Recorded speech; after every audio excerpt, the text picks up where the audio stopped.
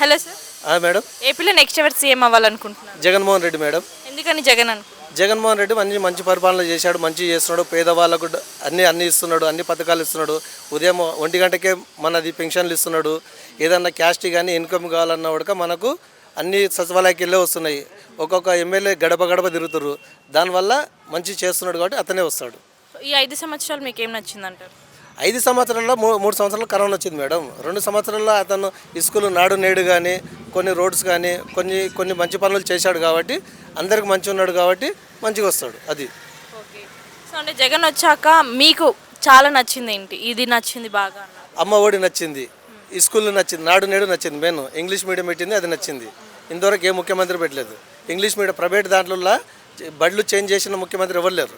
జగన్మోహన్ రెడ్డి పిల్లలకు ప్యాడ్లు ఇచ్చాడు, చదివిచ్చాడు. Main important ఏం కావాలి మేడం? పేదవానికి చదువు కావాలి. మన రేపు నాడు జాబ్ కొట్టాలని అది కొట్టాలని ఏం కావాలి? చదివే కావాలి. ఆ చదువు ఒకటి మాకు నచ్చింది. సో మరి వైద్య రంగం కూడా బాగా డెవలప్ అండి. వైద్యంలో కూడా నీకు ప్రతి ఒక్కరికి నీకు ఆరోగ్యశ్రీ కింద చేపిస్తున్నాడు, ప్రతి ఒక్కరికి ఇస్తున్నాడు. ఎవరన్నా ఏదైనా చిన్నపిల్లలకు సాయం కావాలన్నా కూడా హెల్ప్ చేస్తున్నాడు. అన్నీ బాగా చేస్తున్నాడు. ఒక ఇండస్ట్రియల్ జాబ్ లేదు ఒకటి, అదొకటి రాలేదు, అదొకటి మైనస్ ఉంది అంతే.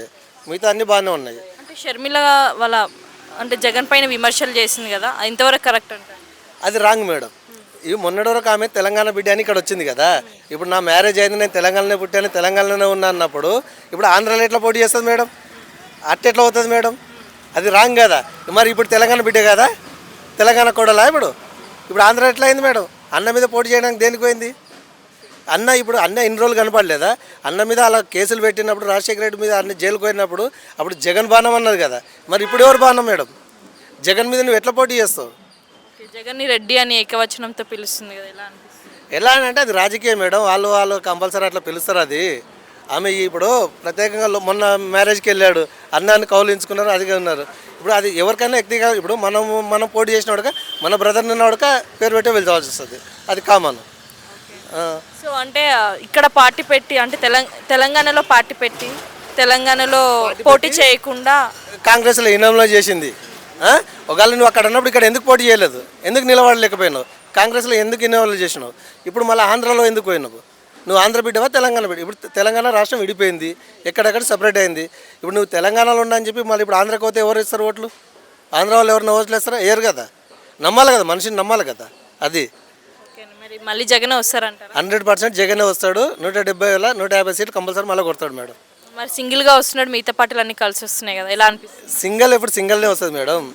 సింహం ఒక్కటి సింగిల్గా వస్తుంది. ఏ రోజు పొత్తు పెట్టుకోలేదు, ఫస్ట్ నుండి కానీ ఇప్పటి నుండి కానీ. ఇప్పుడు చంద్రబాబు నాయుడు పొత్తు పెట్టుకొని వస్తున్నాడు.